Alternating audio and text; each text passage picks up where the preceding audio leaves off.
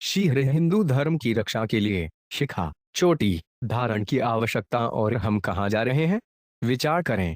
त्वमेव माता अर्पिता त्वमेव बंधुएत सखा त्वमेत्र त्वमेव विद्या द्रविणवान त्वमेव सर्वमं देव देव। स्वामी राम सुखदास। शिखा रखने के लाभ। अखिल भारतीय पंडित महापरिषद वाराणसी ने शिखा रखने के निम्न लाभ बताए हैं। शिखा रखने तथा उसके नियमों का यथावत पालन करने से मनुष्य को सद्बुद्धि सदाचार आदि की प्राप्ति होती है। शिखा रखने से आत्मशक्ति प्रबल बनी रहती है। फूलल सतोप। शिखा रखने से मनुष्य धार्मिक सात्विक और संयमी बनता है। कौम। शिखा रखने से मनुष्य लौकिक तथा पारलौकिक समस्त कार्यों में सफलता प्राप्त करता है। फूलल सतोप। शिखा रखने से मनुष्य प्राणायाम अष्टांग योग आदि यौगिक क्रियाओं को ठीक ठीक कर सकता है। 6.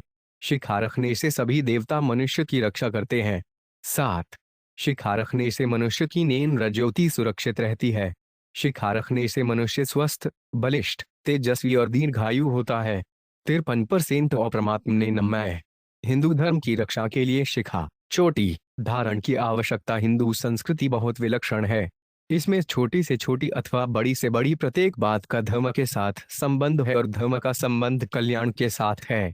हिंदू धर्म में जो जो नियम बताए गए हैं वे सब के सब नियम मनुष्य के कल्याण के साथ संबंध रखते हैं।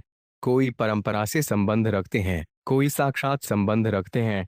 हिंदू धर्म में विद्याध्ययन का भी संबंध कल्याण के साथ है। संस्कृत व्याकरण भी एक दर्शन शास्त्र है जिससे परिणाम में परमात्मा की प्राप्ति हो जाती है। इसलिए हिंदू धर्म के किसी नियम का त्याग करना वास्तव में अपने कल्याण का त्याग करना है। जैसे घड़ी में छोटे बड़े अनेक पुर्जे होते हैं, उसमें बड़े पुर्ज का जो महत्व है वही महत्व छोटे पुर्ज का भी है। बड़ा पुर्जा अपनी जगह पूरा है और छोटा पुर्जा अपनी जगह पूरा है। छोटे से छोटा पुर्जा भी यदि निकाल दिया जाए तो घड़ी बंद हो जाएगी। इसी तरह हिंदू धर्म की छोटी से छोटी बात भी अपनी जगह पूरी है और कल्याण करने में सहायक है। छोटी सी शिखा अर्थात चोटी भी अपनी जगह पूरी है और मनुष्य के कल्याण में सहायक है। शिखा का त्याग करना मानो अपने कल्याण का त्याग करना है। जैसे घड़ी के छोटे पुर्जे की जगह बड़ा पुर्जा काम नहीं कर सकता, ऐसे ही हम कोई भी काम करें उसमें अगर थोड़ी सी भी कमी रह जाएगी तो उसकी पूर्ति नहीं होगी। महाराज नल के चरित्र में आता है कि कलयुग कई दिनों तक उनके शरीर में प्रवेश करने को चेष्टा करता रहा पर प्रवेश कर नहीं सका।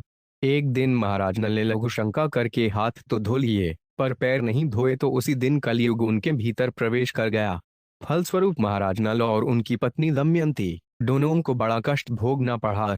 अतः शिखा नहीं रखना बड़ी भारी कमी है जिसकी पूर्ति नहीं हो सकती। शिखा अर्थात चोटी हिंदुओं का प्रधान चिन्ह है। हिंदुओं में चोटी रखने की परंपरा प्राचीन काल से चली आ रही है, परंतु अब आपने इसका त्याग कर दिया है। यह एक बड़े भारी नुकसान की बात है। विचार करें, चोटी न रखने के लिए अथवा चोटी काटने के लिए किसी ने प्रचार भी नहीं किया, किसी ने आपसे कहा भी नहीं, आपको आज्ञा भी नहीं दी, फिर भी आपने चोटी काट ली तो आप मानो कलयुग के अनुयायी बन गए। यह कलयुग का प्रभाव है क्योंकि उसे सबको नरकों में ले जाना है। चोटी कट जाने से नरकों में जाना सुगम हो जाएगा। इसलिए आपसे प्रार्थना है कि चोटी को साधारण समझकर इसकी उपेक्षा न करें। चोटी रखना मामूली दिखता है पर यह मामूली काम नहीं है। अग्नि का एक नाम शिखी है। शिखी उसको कहा जाता है जिसकी शिखा हो। शिखा यथा स्थिति स शिखी। वह धूम शिखा वाला अग्नि हमारा इष्ट देव है। अग्निर्देवो द्विजाति नाम। अत शिखा हमारे इष्ट देव अग्नि का प्रतीक है। हरिवंश पुराण में एक कथा आती है और तालजंग वंश के राजाओं ने शक यवन काम्बोज पारद आदि राजाओं को साथ लेकर राजा बाहु का राज्य छीन लिया। राजा बाहु अपनी पत्नी के साथ वन में चला गया। वहां राजा बाहु की मृत्यु हो गई। तब महर्षि और ने उसको गर्भवती स्त्री की रक्षा की और उसको अपने आश्रम में ले आए। वहां उसने एक पुत्र को जन्म दिया जो आगे चलकर राजा सगर के नाम से प्रसिद्ध हुआ। राजा सगर ने महर्षि और से शस्त्र और शास्त्र की विद्या सीखी। समय पाकर राजा सगर ने हेयों को मार डाला और फिर शक यवन काम्बोज पारद आदि राजाओं को भी मारने का निश्चय किया। वे शक यवन आदि राजा लोग महर्षि वशिष्ठ की शरण में चले गए। वशिष्ठ जी ने कुछ शर्तों पर उनको अभयदान दे दिया और राजा सगर को आज्ञा दी कि वे उनको न मारें। राजा सगर अपनी प्रतिज्ञा भी नहीं छोड़ सकते थे और वशिष्ठ जी की आज्ञा भी नहीं टाल सकते थे। अतः उन्होंने उन राजाओं का सिर शिखा सहित मुड़वाकर उनको छोड़ दिया। वे राजा लोग क्षत्रिय थे पर शिखा कटने के कारण वे सब धर्म भ्रष्ट हो गए। शका यन काम बुरा पारदाय विषामते कोली सर्पा समहेशा दायश चोला सकेरला सर्बेतेश्वित्रियास्तात धर्मस्तेषा निराकृतः। वसिष्ठ वचननाद राजन सग्रेण महात्मना हरिवंश पुराण 14 से 19। शक यवन काम्बोज पारद कोली सर्प महेश दर्द चोला और केरल ये सब क्षत्रिय ही थे। वशिष्ठ जी के वचन से महात्मा सगर ने इनके धर्म को ही नष्ट कर दिया। इस कथा से यह सिद्ध होता है कि शिखा काटने से मनुष्य मरे हुए के समान हो जाता है और अपने धर्म से भ्रष्ट हो जाता है। प्राचीन काल में किसी की शिखा काट देना मृत्युदंड के समान माना जाता था। धर्म के साथ शिखा का अटूट संबंध है, इसलिए शिखा काटने पर मनुष्य धर्मच्युत हो जाता है। बड़े दुख की बात है कि आज हिंदू लोग मुसलमानों ईसाइयों के प्रभाव में आकर अपने हाथों अपनी शिखा काट रहे हैं, खुद अपने धर्नाश्रम का रख रहा है। यह हमारी गुलामी की पहचान है। भगवान ने गीता में कहा है, यह शास्त्र विधि मुत्सजे वर्ते काम कारतः न सिद्धिम वाप्नोति न सुखं न परागतिम तस्मात् शास्त्र प्रमाणवन्ते कार्य व्यवस्थितो ज्ञात्वा शास्त्र विधानोक्तं कर्म कर्तुमिहायसि। गीता 16:23 से 24। जो मनुष्य शास्त्र विधि को छोड़कर अपनी इच्छा से मनमाना आचरण करता है, वे न सिद्धि अंतःकरण की शुद्धि को, न सुख शांति को और न परमत्व को ही प्राप्त होता है। अतः तेरे लिए कर्तव्य अकर्तव्य की व्यवस्था में शास्त्र ही प्रमाण है। ऐसा जानकर तू इस लोक में शास्त्र विधि से नियत कर्तव्य कर्म करने योग्य है, अर्थात तुझे शास्त्र विधि के अनुसार कर्तव्य कर्म करने चाहिए। चोटी रखना शास्त्र का विधान है, चाहे सुख मिले या दुख मिले, हमें तो शास्त्र के विधान के अनुसार चलना है। भगवान जो कहते हैं, संत महापुरुष जो कहते हैं, शास्त्र जो कहते हैं, उसके अनुसार चलने में ही हमारा वास्तविक हित है। भगवान और उनके भक्त ये दोनों ही निःस्वार्थ भाव से सबका हित करने वाले हैं। हेतु रहेट जग जुगुपकारी तुम्हें तुम्हारा सेवक असुरारी। मानस उत्तर 047। 3 इसलिए इनकी आज्ञा के अनुसार चलने वाला लोक और परलोक दोनों में सुख पाता है। एक कहानी है, एक बंजारा था। बैलों पर मेट मुल्तानी मिट्टी लाद कर दिल्ली को तरफ आ रहा था।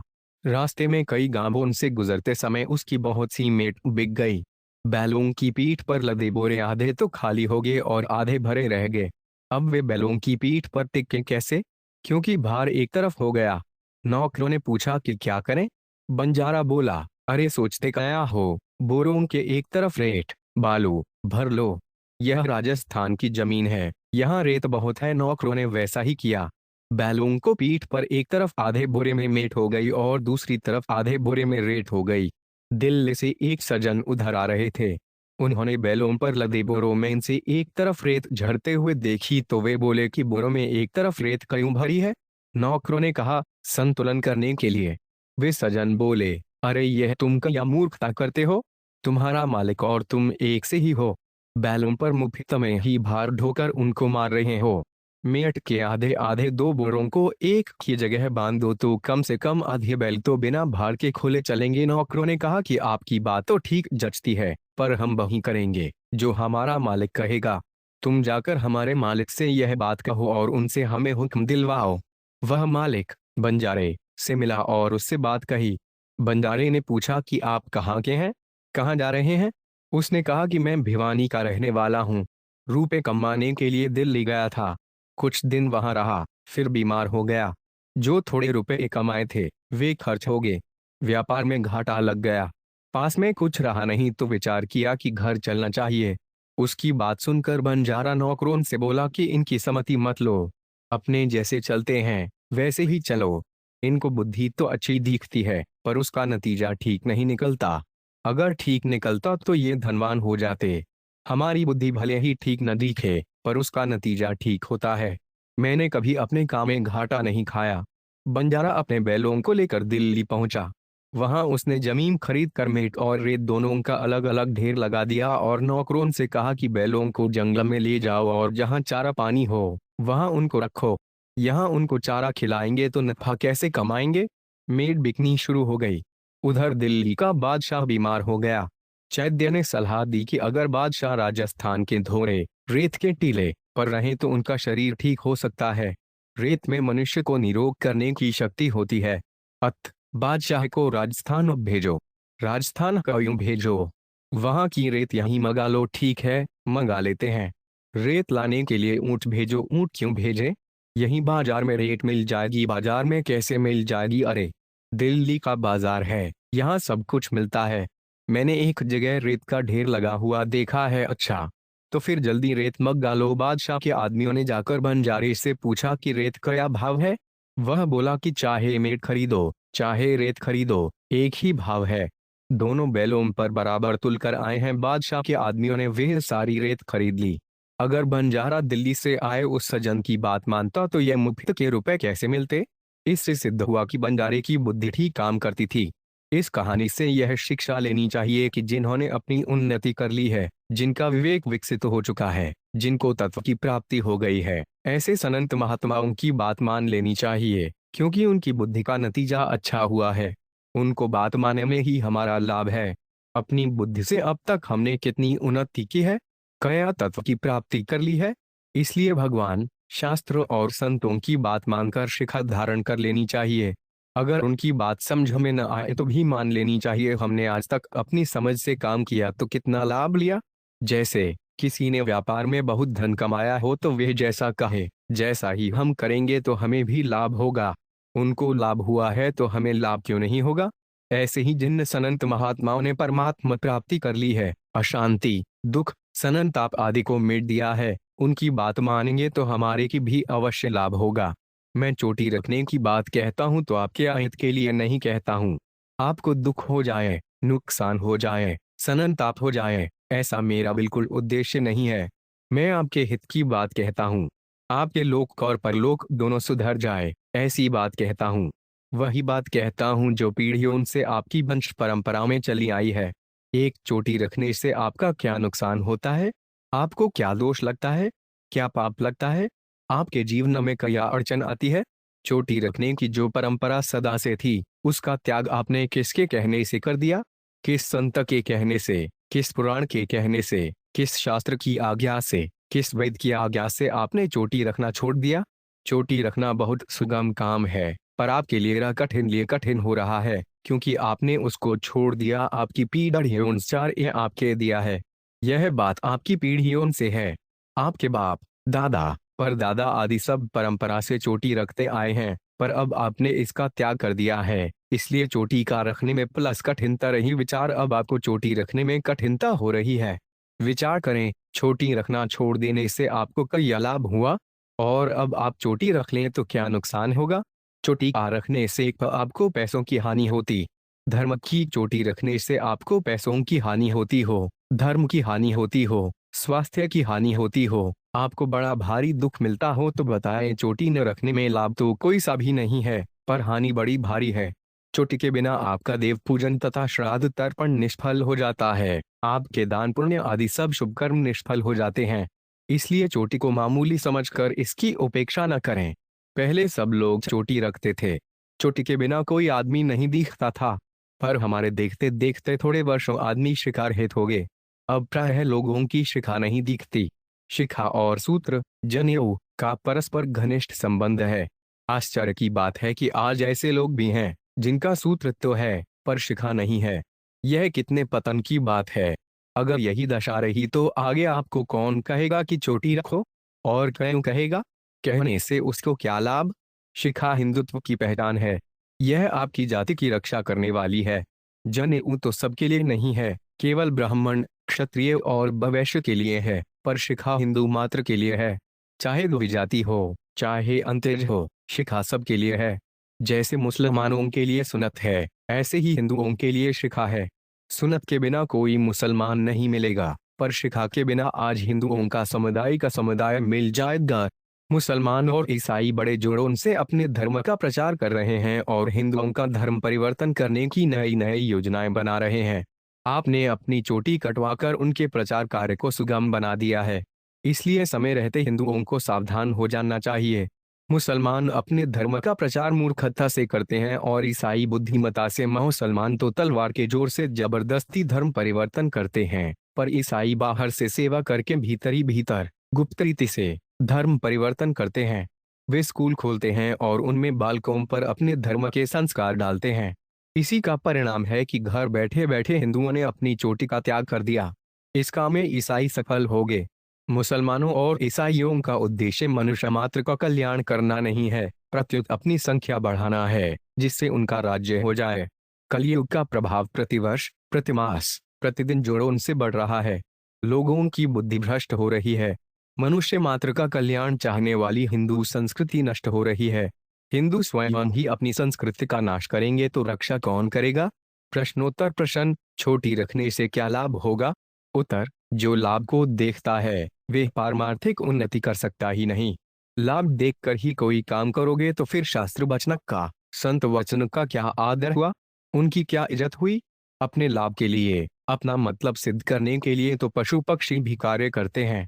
यह मनुष्य अपना नहीं है। चोटी रखने में आपकी भलाई है, इसमें मेरे को रति मात्र भी संदेह नहीं है। वास्तव में हमें लाभ हानि को न देखकर धर्म को देखना है। धर्मशास्त्र में आया है कि बिना शिखा के जो भी यज्ञ, दान, तप, व्रत आदि शुभ कर्म किए जाते हैं वे सब निष्फल हो जाते हैं। चदोपवीतिना भाव्यं सदा बध शिखेंच विशिखो व्युपवीत शचयत करोति न तत्कृतम। कात्यायन स्मृति 1:4। इतना ही नहीं, शिखा के बिना किए गए वे पुण्य कर्म राक्षस कर्म हो जाते हैं। बिना यज्ञ कर्म बिना यज्ञोपवीत कम राक्षस अंतरिक्ष विज्ञान समस्ता निष्फला क्रिया। व्यास। इसलिए धर्मशास्त्र ने आज्ञा दी है, स्नाने दाने जपे हुमे संध्याया देवतार्चने शिखा ग्रंथि सदा कुर्यादिते तन्मनुर्ब्रवीत। स्नान, दान, जप, होम, संध्या और देव पूजन के समय शिखा में ग्रंथि, चोटी में गौठ अवश्य लगानी चाहिए, ऐसा महाराज मनु ने कहा है। हिंदू धर्म के 16 संस्कारों में चूड़ाकरण संस्कार, मुंडन संस्कार का भी विशेष महत्व है। इस संस्कार में शिखा धारण करने से दीर्घ आयु, तेज, बल और रोज की प्राप्ति होती है। दीर्घायुत्वाय बलाय वश से शिखाय वशट। शिखा के विशेष महत्व के कारण ही हिंदुओं ने यवन शासन में अपनी शिखा की रक्षा के लिए सिर कटवा दिया, पर शिखा नहीं कटवाई। कितने दुख की बात है कि आज हिंदू उसी शिखा को अपने ही हाथों काट रहे हैं। धर्मशास्त्र में शिखा न रखने का प्रायश्चित बताया गया है। शिखा छिंदंती ये महाद्वेषाद ज्ञान तोड़पिवा तप्त कृचेन शुद्ध अध्यंती त्रयो वर्णा द्विजात है। लघुहारीत। तीनों वर्णों के जो द्विजाति लोग मोह से, द्वेष से अथवा अज्ञान से अपनी शिखा काट देते हैं, वे तब तक क्षुब्रत करने से शुद्ध होते हैं।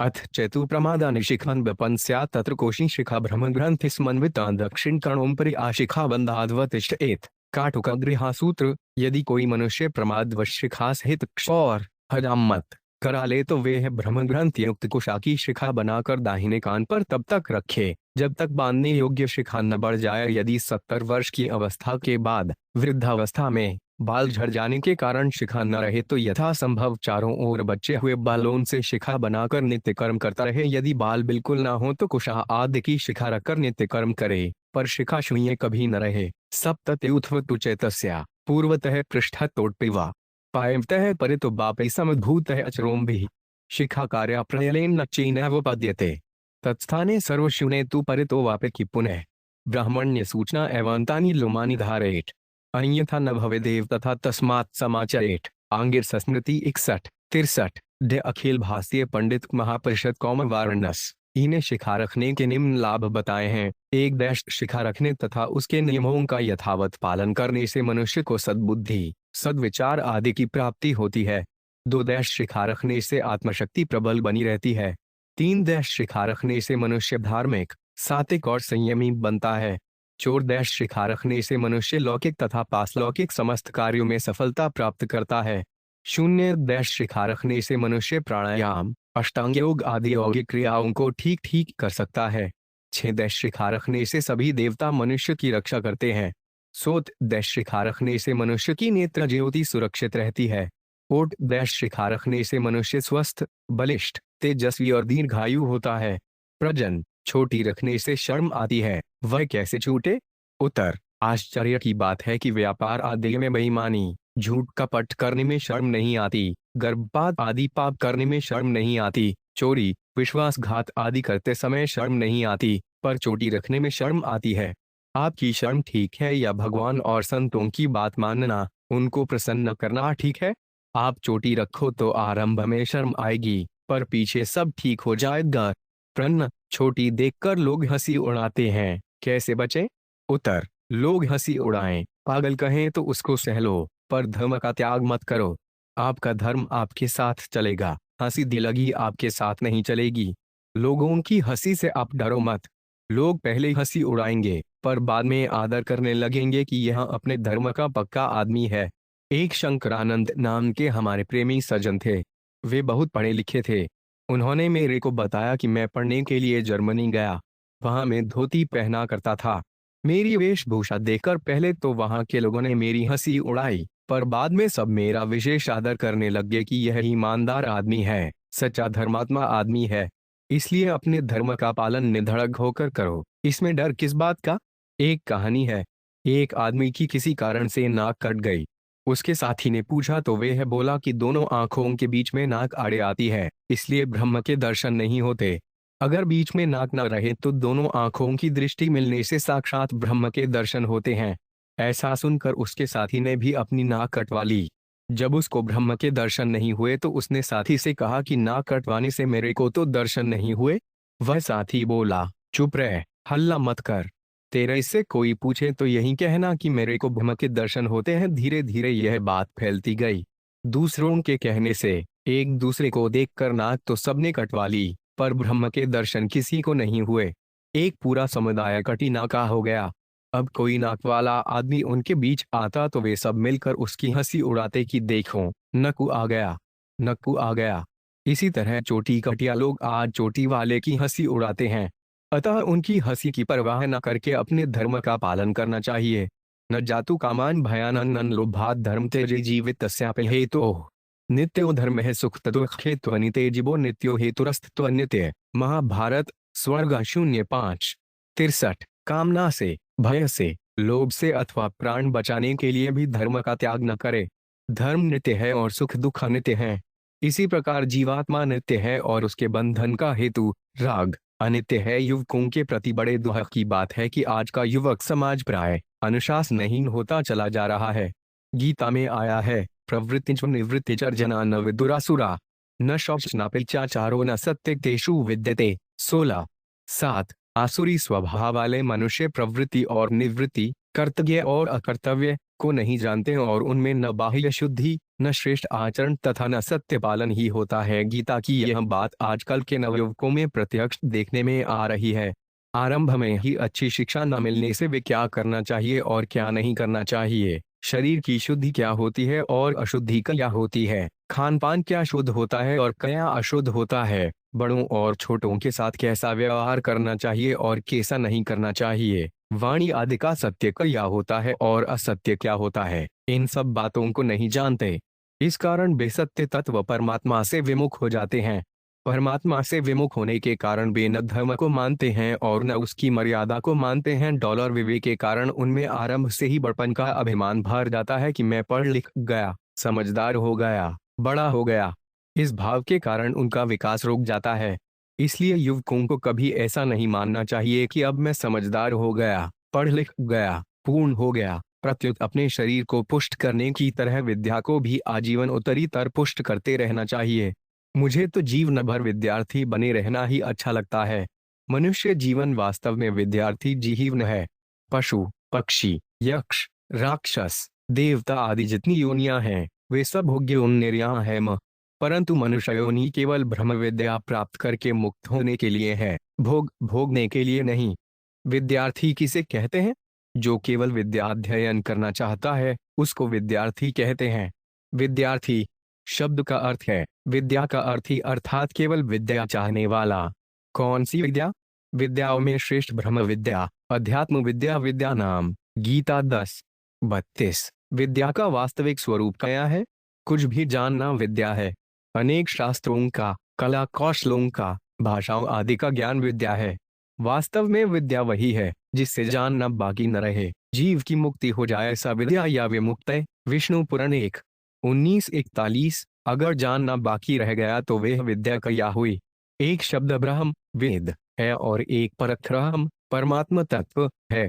अगर शब्द ब्रह्म को जान लिया पर परब्रह्म को नहीं जाना तो केवल परिश्रम ही हुआ। शब्द ब्राह्मणी निष्णातो न निष्णायात् परे यदि श्रमस्तस्त श्रम फलो हाथेनुमेव रक्षते। श्रीमद्भा 115। 18। अतः परमात्मा तत्व को जानना ही मुख्य विद्या है और इसी में मनुष्य जीवन की सफलता है। जिससे जीविका का उपार्जन हो, नौकरी मिले, वह भी विद्या है, पर वह विद्या परमात्मा प्राप्ति में सहायक नहीं होती। प्रत्युत कहीं कहीं उस विद्या का अभिमान होने से वह विद्या परमात्मा प्राप्ति में बाध्य होकर जाती है। विद्या के अभिमानी को कोई ब्रह्मनिष्ठ महात्मा मिल जाए तो वह तर्क करके उनकी बात को काट देगा, उनको चुप करा देगा, जिससे वे वास्तविक लाभ से वंचित रह जाएगा। अतः कहा गया है, परडादि विदोई मुख्य शास्त्र विद्या कवित्वादि गद्य सुपद्य करोति। यशोदा किशोरे मनोव्यन लगमंततः कित्ततः कित्ततः कित्ततः किम। 6 अंगों सहित वेद और शास्त्रों को पढ़ा हो, सुंदर गद्य और पद चमय काव्य रचना करता हो, पर यशोदानंदन में मन नहीं लगा तो उन सभी से क्या लाभ है? विद्या ग्रहण करने की क्या आवश्यकता है? विद्या के बिना मनुष्य जन्म सार्थक नहीं होगा, प्रत्युत मनुष्य जन्म और पशु जन्म एक समान ही होंगे। अतः विद्या की अत्यंत आवश्यकता है। वास्तव में ब्रह्म विद्या ही विद्या है, कारण कि ब्रह्म विद्या के प्राप्त होने पर कुछ भी प्राप्त करना बाकी नहीं रहता। परंतु इसका तात्पर्य यह नहीं है कि अन्य लौकिक विद्याएं नहीं पढ़नी चाहिए, अन्य विद्याएं भी पढ़नी चाहिए। अन्य भाषाओं, लिपियों आदि का ज्ञान संपादन करना आवश्यक है, उचित है, पर उनमें ही लिप्त रहना उचित नहीं है, क्योंकि उनमें ही लिप्त रहने से मनुष्य जन्म निरर्थक चला जाएगा। दूसरी बात, लौकिक विद्याओं को पढ़ने से मैं पढ़ा लिखा हूँ, ऐसा एक अभिमान पैदा हो जाएगा, जिससे बंधन और दूर हो जाएगा। शास्त्राण यदीत्यापि भवन्ति मूर्खा अस्तु क्रियवायुरुष स विद्वान। शास्त्रों को पढ़कर भी लोग मूर्ख बने रहते हैं। वास्तव में विद्वान वही है जो शास्त्र के अनुकूल आचरण करता है। मनुष्य जन्म का उद्देश्य है परमात्मा तत्व की प्राप्ति करना, और उसका साधन है संसार की सेवा। अतः लौकिक विद्या, धन, पद आदि का उपयोग संसार को सेवा में ही है। ये संसार की सेवा में ही काम आ सकते हैं, परमात्मा प्राप्ति में नहीं, क्योंकि परमात्मा प्राप्ति लौकिक विद्या के अधीन नहीं है। हाँ, निस्वार्थ भाव से संसार की सेवा करने पर लौकिक विद्या परमात्मा प्राप्ति में सहायक हो सकती है। जिसके पास लौकिक विद्या आदि है, उसी पर संसार की सेवा करने की जिम्मेवारी है। माल पर ही जकात लगती है और इनकम पर ही टैक्स लगता है। माल नहीं हो तो जकात किस बात की, इनकम नहीं हो तो टैक्स किस बात का। लौकिक विद्या, धन, पद आदि को लेकर संसार में मनुष्य की जो प्रशंसा होती है, वह एक तरह से मनुष्य की निंदा ही है। तात्पर्य है कि महिमा तो लौकिक विद्या आदि की ही हुई, खुद की तो निंदा ही हुई। अतः जो लौकिक विद्या आदि से अपने को बड़ा मानता है, वह वास्तव में अपने को छोटा ही बनाता है। प्राचीन और आधुनिक विद्या में क्या अंतर है? प्राचीन आध्यात्मिक विद्या अपने को और दूसरों को शांति देने वाली है, उससे अशांति, कलह, अभाव आदि मिट जाते हैं। परंतु आजकल को लौकिक विद्या केवल बाहर काम आने वाली है, अपने को और दूसरों को शांति देने वाली नहीं है। इससे अशांति, आपस का कलह बढ़ता है। जैसे धन आने से तृष्णा, धन का अभाव अधिक बढ़ता है, ऐसे ही आधुनिक विद्या सीखने से अभाव बढ़ता है। आजकल तरह तरह के आविष्कार होने पर भी शांति नहीं मिल रही है, क्योंकि उनमें परवशता है, स्वतंत्रता नहीं है, अर्थात मनुष्य को उनके परवश होना पड़ता है। परंतु प्राचीन विद्या से मनुष्य को परवश नहीं होना पड़ता और उसको स्वयं का बोध हो जाता है। प्राचीन विद्या मनुष्य को परमात्मा के सम्मुख कराती है और आधुनिक विद्या मनुष्य को नाशवान के सम्मुख कराती है, नाशवान को महत्व देती है। आधुनिक विद्या व्यवहार में काम आती है, अतः इसको व्यवहार की जगह ही महत्व देना चाहिए। इसको सर्वोपरि महत्व देना ही गलती है। वास्तव में विद्या वही है जो मनुष्य का कल्याण कर दे। सा विद्या या विमुक्तय। विष्णु पुराण 1941। मनुष्य को उन्नत करने वाली बातें, ये 7 बातें मनुष्य को उन्नत करने वाली हैं। उत्साह संपन्नम दीर्घसूत्रं क्रियाविधिज्ञं व्यसनेश्व सक्तम शंकृतज्ञं दृक् सहज सिरंधि स्वयं याति निवास हेतु। उत्साही, अदीर्घसूत्री, आलस्य रहित, क्रिया की विधि को जाने वाले, व्यसनों से दूर रहने वाले, शूर, कृतज्ञ तथा स्थिर मित्रता वाले मनुष्य को सिद्धि स्वयं अपने निवास के लिए ढूंढ लेती है। इन 7 बातों का विस्तार इस प्रकार है। 1. विद्यार्थ में यह उत्साह होना चाहिए कि मैं विद्या को पढ़ सकता हूँ, क्योंकि उत्साही आदमी के लिए कठिन काम भी सुगम हो जाता है और अनुत्साही आदमी के लिए सुगम काम भी कठिन हो जाता है। 2. हर एक काम को बड़ी तत्परता और सावधानी के साथ करना चाहिए। थोड़े समय में होने वाले काम में अधिक समय नहीं लगाना चाहिए। जो थोड़े समय में होने वाले काम में अधिक समय लगाता है, उसका पतन हो जाता है। दीर्घसूत्री विनश्यति। 3. कार्य करने की विधि को ठीक तरह से जानना चाहिए। कौन सा कार्य किस विधि से करना चाहिए, इसको जानना चाहिए। शौच, स्नान, खाना पीना, उठना बैठना, पाठ पूजा आदि कार्यों की विधि को ठीक तरह से जानना चाहिए और वैसा ही करना चाहिए। 4. व्यसनों में आसक्त नहीं होना चाहिए। जुआ खेलना, मदिरापान, मांसभक्षण, वेश्यागमन, शिकार, हत्या करना, चोरी करना और परस्त्रीगमन, ये 7 व्यसन तो घोराती घोर नरकों में ले जाने वाले हैं। इसके सिवाय चाय, काफी, अफीम, पान मसाला, बीड़ी सिगरेट आदि पीना और ताश चौपड़, खेल तमाशा, सिनेमा वीडियो देखना, वृथा बकवाद, वृथा चिंतन आदि जो भी पारमार्थिक उन्नति में और न्यायुक्त धन आदि कमाने में बाधक हैं, वे सब के सब व्यसन हैं। विद्यार्थी को किसी भी व्यसन के वशीभूत नहीं होना चाहिए। 5. प्रत्येक काम करने में शूरवीरता होनी चाहिए। अपने में कभी वृथा भय, कायरता नहीं लानी चाहिए। 6. जिससे उपकार पाया है उसका मन में सदा एहसान मानना चाहिए, उसका आदर सत्कार करना चाहिए, कभी कृतज्ञ नहीं बनना चाहिए। 7. धर्म तथा मर्यादा के अनुकूल जिस उत्तम झाउत चन्मध्यान प्रेषिता उच्च वेश्या पापधि चौर परदार सेवा एतान व्यसनानि लोक शून्य एपे एतान सप्त व्यसनान इफशोराति घोरान नरके नयंती। व्यक्ति के साथ मित्रता करे, उसको हर हालत में निभाना चाहिए। जैसे मुसाफिर स्वयं धर्मशाला को ढूंढकर उसके पास आते हैं, ऐसे ही उपर्युक्त 7 गुणों वाले व्यक्ति को ढूंढकर सिद्धि स्वयं उसके पास आती है। मातृशक्ति के प्रति वर्तमान में नारी जाति का महान तिरस्कार, घोर अपमान किया जा रहा है। नारी के महान मातृ रूप को नष्ट करके उसको मात्र भोग्या स्त्री का रूप दिया जा रहा है। भोग्या स्त्री तो वेश्या होती है। जब इतना आदर माता मातृशक्ति का है, उतना आदर स्त्री भोग्या दाइश का नहीं है। परंतु जो स्त्री को केवल भोग्या मानते हैं, स्त्री के गुलाम हैं, वे इस बात को क्या समझ ही नहीं सकते। विवाह माता बने के लिए किया जाता है, भोग्या बने के लिए नहीं। संतान पैदा करने के लिए ही पिता कन्यादान करता है और संतान पैदा करने, वंशवृद्धि के लिए ही वर पक्ष कन्यादान स्वीकार करता है। परंतु आज नारी को मां बने से रोका जा रहा है और उसको केवल भोग्या बनाया जा रहा है। यह नारी जाति का कितना महान तिरस्कार है। नारी वास्तव में मातृशक्ति है। वह स्त्री और पुरुष दोनों 5 मिनट अकाली के जनी दोनों की जनी मां बनती है, पर पत्नी केवल पुरुष की ही बनती है। पुरुष अच्छा होता है तो उसकी केवल अपने ही कुल में महिमा होती है, पर स्त्री अच्छी होती है तो उसकी पीहर और ससुराल दोनों कुलों में महिमा होती है। राजा जनक जी सीता जी से कहते हैं, पितृ पवित्र किए कुल दो। मानस अयोध्या 0287। 1. हमारे शास्त्रों में नारी जाति को बहुत आदर दिया गया है। स्त्री की रक्षा करने के उद्देश्य से शास्त्र ने उसको पिता, पति अथवा पुत्र के आश्रित रहने की आज्ञा दी है, जिससे वह जगह जगह ठोकरें न खाती फिरे। स्त्री नौकरी करे तो यह उसका तिरस्कार है। सकी महिमा तो घर में रहने से ही है।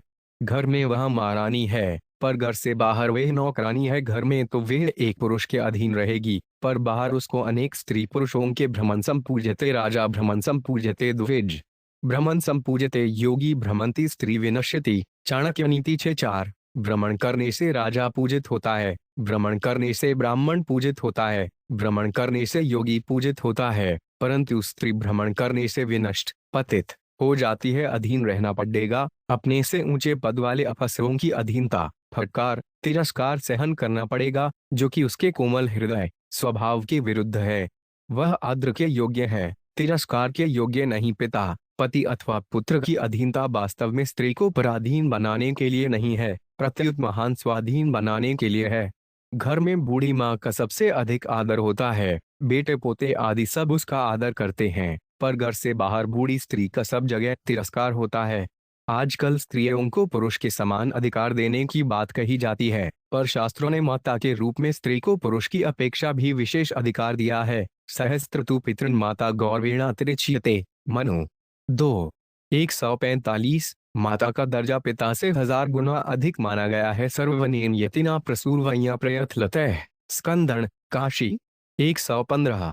50। सबके द्वारा बंधनीय सन्यासी को भी माता को प्रयत्न पूर्वक वंदना करनी चाहिए। वर्तमान में गर्भ परीक्षण किया जाता है और गर्भ में कन्या हो तो गर्भ गिरा दिया जाता है। क्या यह स्त्री को सम्मान अधिकार दिया जा रहा है? मां शब्द कहने से जो भाव पैदा होता है, वैसा भाव स्त्री कहने से नहीं पैदा होता। इसलिए श्री शंकराचार्य जी महाराज भगवान श्री कृष्ण को भी माँ कहकर पुकारते हैं। मातः कृष्णाभिधाने प्रबोध 0244। उपनिषदों में मातृदेवो भव पितृदेवी भव कहकर सबसे पहले माँ की सेवा करने की आज्ञा दी गई है। वंदे मातरम में भी माँ की ही वंदना की गई है। हिंदू धर्म में मातृशक्ति की उपासना का विशेष महत्व है। ईश्वर कोटि के 5 देवताओं में भी मातृशक्ति भगवती का स्थान है। देवी भागवत, दुर्गा सप्तशती आदि अनेक ग्रंथ मातृशक्ति पर ही रचे गए हैं। जगत की संपूर्ण स्त्रियों को मातृशक्ति का ही रूप माना गया है। विद्या समस्तास्तव देवी भेदा स्त्रियः समस्ताः सकला जगत्सु। दुर्गा सप्तशती 115। 6। परंतु भोगी लोग मातृशक्ति को क्या समझे? समझ ही नहीं सकते। वे तो उसको भोग्या ही समझते हैं। पुरुष स्त्री का तिरस्कार करे, उसको दुख दे, उसको तलाक दे, उसको मारे पीटे, ऐसा शास्त्रों में कहीं नहीं कहा गया है। इतना ही नहीं, स्त्री से कोई बड़ा अपराध भी हो जाए तो भी उसको मारने पीटने का विधान नहीं है। प्रत्युत वेक्षम यह है। भीष्म जी कौरव सेना की रक्षा करने वाले थे। पर्याप्ता उनतदस्माक बल भीष्माभिरक्षितम गीता 1:10। परंतु दुर्योधन उनकी भी रक्षा करने के लिए अपनी सेना को आदेश देता है। भीष्ममेवाभिरक्षन्तु भवन्तः सर्व इमं है गीता 1:11। कारण कि दुर्योधन जानता था कि शिखंडी के सामने आने पर भीष्म जी उस पक भी रशस्त्र नहीं चलाएंगे, भले ही अपने प्राण चले जाएं। शिखंडी पहले स्त्री था, वर्तमान में नहीं, परंतु वर्तमान में पुरुष रूप से होने पर भी भीष्म जी उसको स्त्री ही मानते हैं और उस पर शस्त्र नहीं चलाते, प्रत्युत उसी के द्वारा मारे जाते हैं। यह स्त्री जाति का कितना सम्मान है। शास्त्रों के अनुसार पत्नी पति के द्वारा किए गए पुण्य कर्मों की भागीदार तो होती है, पर पाप कर्मों की भागीदार नहीं होती। उसको मुक्त में आधवना पुण्य मिलता है। समाज में भी देखा जाता है कि अगर डॉक्टर पंडित आदि की पत्नी अनपढ़ हो तो भी वह डॉक्टरनी पंडितानी आदि कहलाती है। वास्तव में आज अभिमान को मुख्यता दी जा रही है, इसलिए नम्रता बढ़ाने की बात न कहकर अभिमान बढ़ाने की बात ही कहीं और सिखाई जा रही है, जो कि पतन का हेतु है। पुरुष ऐसा करते हैं तो हम क्यों न करें? हम पीछे क्यों रहें? दोकोलन, यह केवल अभिमान बढ़ाने की बात है। अभिमान जन्म मरण का मूल और अनेक प्रकार के क्लेशों तथा समस्त शोकों को देने वाला है। संस्कृत मूल सुलभ प्रधाना सकल शोकदायक अभिमाना। मानस उत्तर 074। 3। अभिमानी व्यक्ति लौकिक मर्यादा को भी नहीं समझ सकता, फिर वह शास्त्रों की बातों की क्या समझेगा? समझ ही नहीं सकता। संसार के हित के लिए मातृशक्ति ने बहुत काम किया है। रक्त बीज आदि राक्षसों का संहार भी मातृशक्ति ने ही किया है। मातृशक्ति ने ही हमारी हिंदू संस्कृति की रक्षा किया है। आज भी प्रत्यक्ष देखने में आता है कि हमारे व्रत त्योहार रीति रिवाज माता पिता के श्राद्ध आदि की जानकारी जितनी स्त्रियों को रहती है उतनी पुरुषों को नहीं रहती। पुरुष अपने कुल को बात भी भूल जाते हैं, पर स्त्रियां दूसरे कुल की होने पर भी उनको बताती हैं कि अमुक दिन आपकी माता या पिता का श्राद्ध है आदि। मंदिरों में कथा कीर्तन में सत्संग में जितनी स्त्रियां जाती हैं उतने पुरुष नहीं जाते। कार्तिक स्नान व्रत दान पूजन रामायण आदि का पाठ जितना स्त्रियां करती हैं उतना पुरुष नहीं करते। तात्पर्य है कि स्त्रियां हमारी संस्कृति की रक्षा करने वाली हैं। अगर उनका चरित्र नष्ट हो जाएगा तो संस्कृति की रक्षा कैसे होगी? वर्तमान में संतति निरोध के कृत्रिम उपायों के प्रचार प्रसार से स्त्रियों में लज्जा शील सतीत्व सचरित्रता निरोगता सदाचरण आदि का नाश हो रहा है। परिणाम स्वरूप स्त्री जाति केवल भोग्य वस्तु बनती जा रही है। यदि स्त्री जाति का चरित्र भ्रष्ट हो जाएगा तो देश की क्या दशा होगी?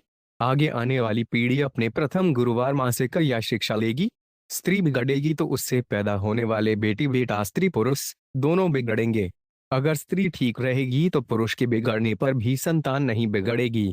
अतः स्त्रियों के चरित्र शील लज्जा आदि को रक्षा करना और उनको अपमानित तिरस्कृत न होने देना, प्रत्युत उनका आदर सत्कार करना मनुष्य मात्र का कर्तव्य है। मनुस्मृति में आया है, यत्र नार्यस्तु प्रजयन्ते रमन्ते तत्र देवता यत्नेतास्तु न पूजयन्ते सर्वास्तत्र फला क्रिया। 3:56। जहाँ स्त्रियों का आदर किया जाता है वहाँ देवता रमण करते हैं और जहाँ इनका अनादर होता है वहाँ सब कार्य निष्फल हो जाते हैं। बुद्धिजीवियों के प्रति मनुष्य शरीर विवेक प्रधान है।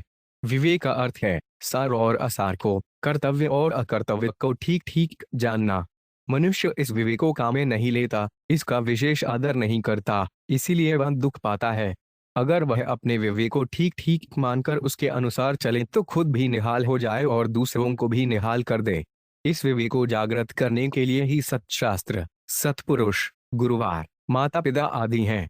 इनके ऊपर विवेक को जागृत करने की जिम्मेवारी है।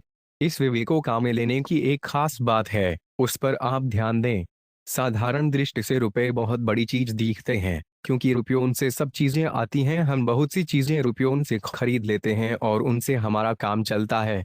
इसलिए जीवन के लिए रुपए बड़ी चीज दिखते हैं। हम जो जी रहे हैं, यह जीना हमें बहुत अच्छा लगता है। दुखी से दुखी प्राणी भी जल्दी मरना नहीं चाहता। अतः जिन्हें के लिए अन्न, जल, वस्त्र आदि वस्तुएं उपयोगी हैं, हमारा जीवन निर्वाह हो जाए, हमारे प्राण बने रहें, हम निरोग रहें, हम शिक्षित बने, इसके लिए वस्तुओं की आवश्यकता है। उन वस्तुओं के लिए ही रुपयों की आवश्यकता है, रुपयों के लिए वस्तुओं की आवश्यकता नहीं है। हाँ, वस्तुओं से रुपए पैदा हो सकते हैं, परंतु रुपयों से वस्तुएं बहुत ऊंची हैं, जिनसे हमारा जीवन रहता है। रुपये अन्न, वस्त्र आदि वस्तुओं के लेन देन में काम आते हैं। तात्पर्य है कि रुपए हमारे जीवन निर्वाह में साक्षात हेतु नहीं है, अर्थात जीवन निर्वाह में रुपए खुद काम नहीं आते, जबकि वस्तुएं खुद काम आती हैं। अतः रुपयों की अपेक्षा वस्तुएं अधिक मूल्यवान हैं। वस्तुओं से भी बहुत मूल्यवान हैं प्राणी, मनुष्य, पशु, पक्षी, वृक्ष, ये बहुत काम के हैं। इनके पालन से ही हमें जीवनोपयोगी वस्तुएं मिलती हैं। अतः जिनसे जीवन चले, वे जीने वाले प्राणी श्रेष्ठ हैं। उन प्राणियों के लिए ही वस्तुएं हैं। प्राणियों में भी गाय बहुत श्रेष्ठ है, क्योंकि गाय का शरीर बहुत पवित्र और उपयोगी है। यहाँ तक कि उसके गोबर गोमूत्र भी पवित्र हैं और उसके खुरों से उड़ी धूल, गोधूली, भी पवित्र है। संपूर्ण धार्मिक कार्यों में गाय का दूध, दही, घी, गोबर और गोमूत्र काम में आते हैं। गाय के गोबर और गोमूत्र से अनयन के बड़े बड़े रोग दूर होते हैं। गाय का दूध जितना सात्विक होता है, उतना सात्विक दूध भैंस आदि किसी का भी नहीं होता। गाड़ी चलाने वाले जानते ही हैं कि गाड़ी का हॉर्न सुनते ही गायें सड़क के किनारे हो जाती हैं, जबकि भैंस सड़क में ही खड़ी रहती है। इसलिए भैंस का दूध सात्विक नहीं होता और बुद्धि को स्थूल करता है। इतनी उपयोगी और पवित्र होने पर भी गाय में परमात्मा तत्व को प्राप्त करने की योग्यता नहीं है। यह योग्यता मनुष्य में ही है। इसलिए मनुष्य सभी प्राणियों से श्रेष्ठ है। दूसरे जितने प्राणी हैं, वे अपने पुराने कर्मों के फल भोगते हैं और फल भोग कर शुद्ध होते हैं। परंतु मनुष्य में दो बातें हैं, एक तो पुराने पापों तथा पुण्यों के फल भोगना और एक आगे अपने उद्धार के लिए काम करना। अनुकूल और प्रतिकूल परिस्थिति का उपभोग करना और उनसे सुखी दुखी होना पशुओं में भी है। सुख पाने का और दुख मिटाने का उद्योग पशु भी अपनी बुद्धि के अनुसार करते हैं। परंतु भविष्य में क्या होगा, इसका ठीक तरह से विचार करने में पशु पक्षी समर्थ नहीं है, पर मनुष्य समर्थ है। मनुष्य विवेक प्रधान है। इसलिए हमारा हित किस बात में है और अहित किस बात में है, हमारा उत्थान किस बात में है और पतन किस बात में है, सार क्या है और असार क्या है, नित्य क्या है और अनित्य क्या है, सत्य क्या है और असत्य क्या है, इन सब बातों को जानने की योग्यता मनुष्य में है, पशु पक्षियों में नहीं।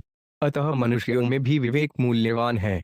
जो विवेक के अनुसार चलते हैं, विवेक को महत्व देते हैं, वे मनुष्यों में श्रेष्ठ हैं, वही विवेक श्रेष्ठ है। इसलिए विवेक का आधार लेकर चलने वाले भी श्रेष्ठ हैं। विवेक किस लिए है? विवेक इसलिए है कि मनुष्य हितकारक काम करे और अहितकारक काम न करे, सार को ग्रहण करे और असार का त्याग करे। ऐसा काम करे जिससे वर्तमान में और भविष्य में अपने को और दूसरों को सुख हो, दुख न हो। विवेक विशेष रूप से वीतराग मनुष्य में ही जागृत होता है। रागी और भोगी मनुष्य विवेकी नहीं होते। रागी भोगी मनुष्य वर्तमान को ही देखते हैं, जबकि वीतराग मनुष्य भविष्य को, परिणाम को भी देखते हैं। जब मनुष्य वस्तुओं का और रुपयों का ज्यादा आदर करने लग जाते हैं, तब विवेक दब जाता है।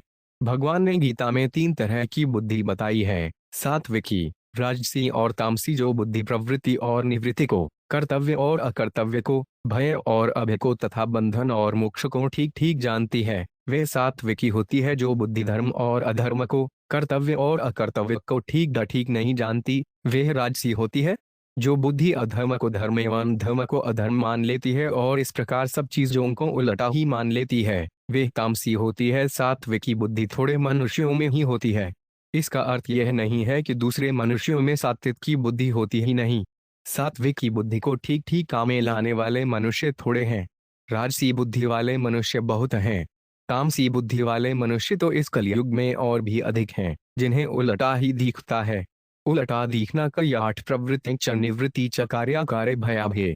बंधम मोक्ष च यवेति बुद्धि सा पार्थ सात्विकी गीता 18:30। गया धर्मम धर्म च कार्य चाकार्यमेव च अयुथावत प्रजानाति बुद्धि सा पार्थ राजसी गीता 18:31। ढ धर्म धर्ममति या मन्यते तम सावृता सर्वार्थान विपरीताश्च बुद्धि सा पार्थ तामसी गीता 18:32। हुआ वस्तुओं और प्राणियों से भी बढ़कर रुपयों को मान लिया। वे रुपयों का ही संग्रह करते हैं। रुपयों के लिए झूठ, कपट, चोरी, डकैती, मारपीट, हत्या आदि करनी पड़े तो वे भी करने के लिए तैयार हो जाते हैं। रुपयों के लिए गायों को भी मारने लगते हैं। यह बिल्कुल तामसी बुद्धि है। रुपए कमाना और उनकी रक्षा करना तामसी बुद्धि नहीं है। प्रत्युत सतु असत, नित्य अनित्य, सदुपयोग दुरुपयोग, हित अहित आदि का विचार छोड़कर झूठ, कपट, बेईमानी, चोरी आदि करके किसी तरह से रुपए इकट्ठा करना महान तामसी बुद्धि है। इससे क्या होगा? रुपयों का महत्व ज्यादा होगा। फिर रुपए वस्तुओं के लिए नहीं रहेंगे, प्रत्युत संख्या बढ़ाने के लिए हो जाएंगे। वस्तुएं भी रुपयों की संख्या बढ़ाने के लिए हो जाएंगी। 1000 हो जाए तो लाख, लाख हो जाए तो करोड़, करोड़ हो जाए तो अरब। इस तरह रुपयों की इच्छा बढ़ती ही जाएगी। वे यह नहीं सोचते और न सोच ही सकते हैं कि इतने रुपए बढ़ाकर क्या करेंगे।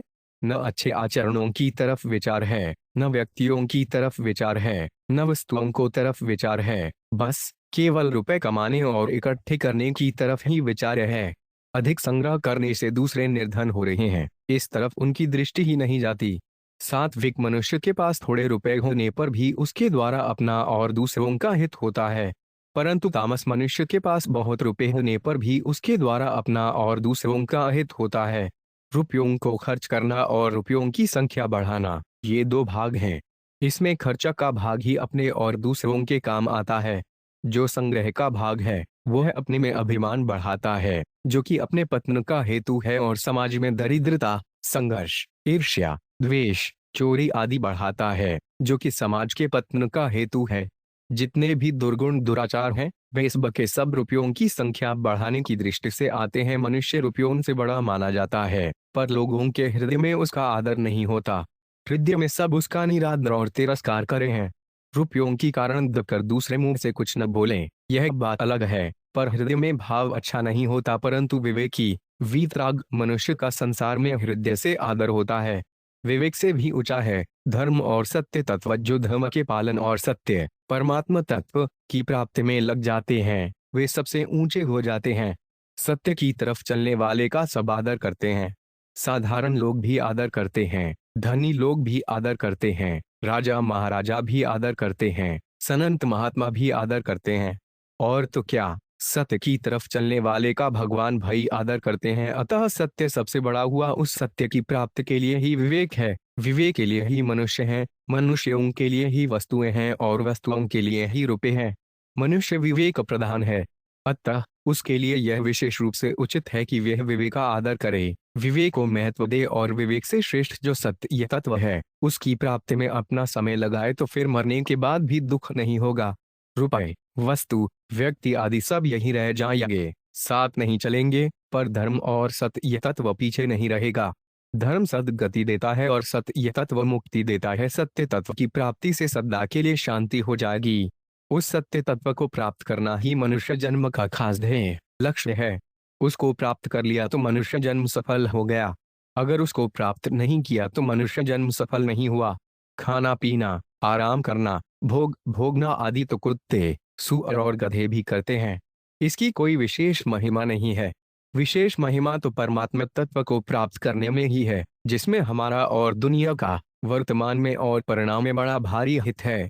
गोस्वामी तुलसीदास जी जैसे जो अच्छे अच्छे महात्मा हो गए हैं, उन्होंने अपना भी कल्याण किया और दुनिया का भी कल्याण किया। उनकी वाणी से आज भी दुनिया का कल्याण होता है, पतन से बचाव होता है, शांति मिलती है, मार्गदर्शन मिलता है। ऐसा परोपकार कोई धनी से धनी व्यक्ति भी नहीं कर सकता। अतः सत्य की प्राप्ति का ही उद्देश्य मुख्य रहना चाहिए। रुपए भी सत्य की तरफ लगें, वस्तुएं भी सत्य की तरफ लगें, मनुष्य भी सत्य की तरफ लगे और विवेक भी सत्य की तरफ लगे, तब तो उन्नति है। परंतु सत्य की परवाह न करके नाशवान पदार्थों की परवाह की जाए और पदार्थों से भी अधिक रुपयों को पैदा करने और संग्रह करने को महत्व दिया जाए, तब तो पतन ही पतन है। समाज पर बुद्धिजीवियों का अधिक प्रभाव पड़ता है। अतः उनका कर्तव्य है कि वे अपने विवेक को महत्व देकर सत्य तत्व की प्राप्ति में अपना जीवन लगाएं। इस लेखों की सार बात, धन से अधिक वस्तुओं का मदद है, वज्रत्व उनसे अधिक मनुष्य का महत्व है, मनुष्य से अधिक विवेक का महत्व है, विवेक से अधिक परमात्म तत्व का महत्व है। उस परमात्म तत्व की प्राप्ति में ही मनुष्य जन्म की सफलाश है पड़ता है। उसकी थोड़ी भी असावधानी से दुर्घटना हो जाने की संभावना रहती है। गीता में भगवान कहते हैं, यद्यदाचरति श्रेष्ठस्तत देवेत्रो जनः स यत् प्रमाणवान कुरुते लोकस्तदनुवर्ते। 3:21। श्रेष्ठ मनुष्य जो आचरण करता है, दूसरे मनुष्य वैसा वैसा ही आचरण करते हैं, और वह जो कुछ कहता है, दूसरे मनुष्य उसी के अनुसार करते हैं। उपर्युक्त श्लोक में श्रेष्ठ मनुष्य के आचरण के विषय में तो यत् यत्, तत् और एब ये 5 पद आए हैं, पर वचन के विषय में यत् और तत् ये 2 ही पद आए हैं। इसका तात्पर्य यह है कि मनुष्य के आचरणों का असर दूसरों पर 5 गुना अधिक पड़ता है और वचनों का असर 2 गुना अपेक्षाकृत कम पड़ता है। जो मनुष्य स्वयं अपने कर्तव्य का पालन न करके केवल अपने वचनों से दूसरों को कर्तव्य पालन की शिक्षा देता है, उसकी शिक्षा का समाज पर विशेष असर नहीं पड़ता। समाज पर शिक्षा का विशेष असर तभी पड़ता है जब शिक्षा देने वाला स्वयं भी निस्वार्थ भाव से अपने कर्तव्य का पालन करे। वास्तव में बड़ा वह है जिसमें बड़पन का अभिमान नहीं है। कोई बड़ा होता है तो वह नम्रता के कारण बड़ा होता है। बड़पन दूसरों को देने की चीज है, लेने की नहीं है। सबकी सेवा करना, सुख पहुंचाना, परिश्रम करना, यह अपने लेने की चीज है, और मान बढ़ाई, आदर सत्कार दूसरों को देने की चीज है। शास्त्रों में माता बहनों के लिए लिखा है कि तुम पति को परमेश्वर मानो, पर पुरुषों के लिए नहीं लिखा है कि तुम अपने को परमेश्वर मानो, नहीं तो सभी विवाहित पुरुष परमेश्वर हो जाएंगे और कुंवारे बेचारे बाकी रह जाएंगे। अपने से जो छोटे हैं उनका निरादर न करके प्यार करना चाहिए। गीता आदि ग्रंथों को पढ़ने से और संतों को बातें सुनने से मैं इस नतीजे पर पहुंचा हूं कि संसार में कोई कितना ही नीच प्राणी क्यों ना हो, उसका भी उद्धार हो सकता है, उसको भी भगवान मिल सकते हैं, वह भी जीवन मुक्त हो सकता है, उसको भी तत्व ज्ञान हो सकता है। जो अपने को नीचा मानता है उसको जितनी जल्दी और सुगमता से परमात्मा प्राप्ति हो सकती है, उतनी जल्दी और सुगमता से अपने को बड़ा मानने वाले को नहीं हो सकती। कारण कि बड़पन का अभिमान आसुरी संपत्ति है जो पतन करने वाली है। छोटे छोटे तरगे राम भजन लवलीन, जाति के अभिमान से डूबे सभी कुलीन। इसका अर्थ यह नहीं है कि मैं उच्च वर्ण को निंदा करता हूँ। उच्च वर्ण को मैं ऊंचा ही मानता हूँ, परंतु वे ऊंचे तभी होंगे जब ऊंचा कार्य करेंगे। अभिमान में आकर नीचा कार्य करेंगे तो ऊंचापन कब तक टिकेगा? जो ऊंचा कार्य करता है वह अपने आप को भले ही नीचा माने, पर दुनिया अतः समाज में बड़े कहलाने वाले व्यक्तियों का कर्तव्य है कि वे स्वार्थ और अभिमान का त्याग करके तत्परतापूर्वक अपने कर्तव्य का पालन करें। व्यक्ति के सुधार से ही समाज का सुधार होगा, ऐसा मेरा विश्वास है। वास्तव में व्यक्ति का सुधार राग रहित होने में है। वितराग पुरुष के द्वारा समाज का जितना सुधार होता है उतना दूसरे किसी व्यक्ति के द्वारा हो ही नहीं सकता। अतः जिस समाज में वितराग पुरुष होते हैं वह समाज सबसे श्रेष्ठ होता है।